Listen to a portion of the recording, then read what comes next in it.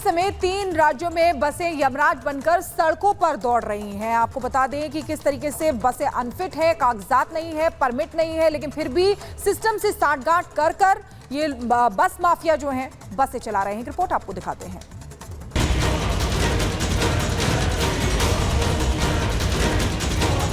पैसे कमाना कोई बुरी बात नहीं है, लेकिन गैर कानूनी तौर पर पैसे कमाना हमेशा खतरनाक होता है।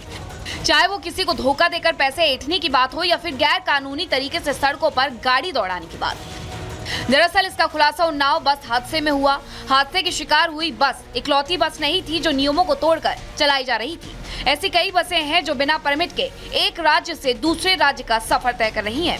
बताया जा रहा है सीतामढ़ी, शिवहर और गोपालगंज में कई लंबी दूरी की बसें टूरिस्ट परमिट पर चल रही हैं, मगर सवारियों को आम परमिट की तरह ले जाया जा रहा है। इसके जो ओनर थे वो जोधपुर के रहने वाले हैं और केयर ऑफ करके यहाँ उन्होंने दर्ज कराई है और इस तरह की हमारे वहाँ 39 गाड़ियाँ हैं, उनके नाम से पंजीकृत हैं। उसमें 39 में 35 ऐसे हैं कि जिनकी फिटनेस परमिट समाप्त है। 4 गाड़ियाँ ऐसी हैं जिनकी फिटनेस परमिट अभी वैध है, तो उस पर हम कोई एक्शन नहीं लिए हैं। शेष जो 35 गाड़ियाँ हैं उसका 90 दिन के लिए पंजीयन हमने सस्पेंड कर दिया है। कुल मिला करके ये कहिए कि ये जो केयर ऑफ करके जो रजिस्ट्रेशन हो रहे हैं ये पूर्णतः गलत है। ARTO साहब जिन 2 लोगों का नाम ले रहे हैं, पहला पुष्पेंद्र और दूसरा सतेंद्र। पुष्पेंद्र उन्नाव बस हादसे के बाद से फरार है और अब तक पुलिस की पकड़ से बाहर है, लेकिन रिपब्लिक भारत ने पुष्पेंद्र से एक्सक्लूसिव बातचीत की है। वैसे तो बातचीत में फरार होने के बाद से इनकार कर रहा है, लेकिन बिना परमिट के बस चलाने के खेल का खुलासा किया, जिसे सुनकर आप भी चौंक जाएंगे।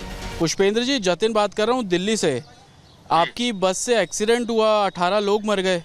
वो मेरी बस थोड़ी सर। फिर किसकी बस है? वो तो आपके नाम पे रजिस्टर्ड है।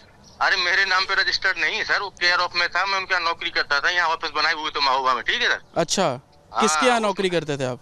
अरे केसी जैन की नौकरी करता हूँ, उनके ऑफिस तो हर जगह बने हैं, कानपुर बना है, दिल्ली बना है, अच्छा महोबा बना था जी। तो अथराइज किया था, लेकिन 3 साल नौकरी किया मैंने। उसमें भी उन्होंने ऑफिस का किराया नहीं भरा। अच्छा, तो ऑफिस वाले ने ऑफिस खाली करवा दिया। हाँ। मेरा भी पैसा नहीं दे रहे थे। अच्छा, हाँ, तो पता चले साल में तुम हमारा 8,000 का तय हुआ था, उस साल में तुम जो है तो 30,000 दे रहे हो। तो ऐसे करके मतलब 3 साल किया, फिर मैंने नौकरी छोड़ दिया था। 3 साल हो गए मुझे, 4 साल तो दोनों कॉल से छोड़ दिया था। रिपब्लिक की टीम जब इस मामले की पड़ताल कर रही थी, उसी दौरान टीम की सतेंद्र अग्निहोत्री नाम के शख्स से मुलाकात हुई। वो भी महोबा ARTO दफ्तर में सतेंद्र शिकायत लेकर आए थे कि उनके नाम से कई बस रजिस्टर हैं, जिसका चालान उनके घर पर आ रहा है। सतेंद्र का कहना है कि 2022 में ARTO महोबा में इस बात की शिकायत भी की गई, लेकिन अब तक कोई सुनवाई नहीं हुई। हमारे पास एक बार चालान आया था, तो हम 2020 में ARTO साहब को दे गए थे शिकायती पत्र। अभी तक कोई कार्रवाई नहीं हुई है। कल की घटना में फिर हमको ये लगा कि हमको भी जाके वहाँ देखना चाहिए, तो वही शिकायती पत्र दोबारा देने आए हैं। हमको न्याय मिलना चाहिए। यहाँ पे कुछ हुआ है, कागज रखे रहते हैं हमारे नाम, जैसे गाड़ियाँ हैं, आधार कार्ड यहीं पे सब दर्ज होते हैं, यहीं पे रखे रहते हैं कागज। वही कागज निकाल के किसी ने हमारे कागज लगा दिए। जो चालान आया आपके पास तो पता लगा, जानकारी लगी। तो अब आप यहाँ पर शिकायत करने हैं? जी जी।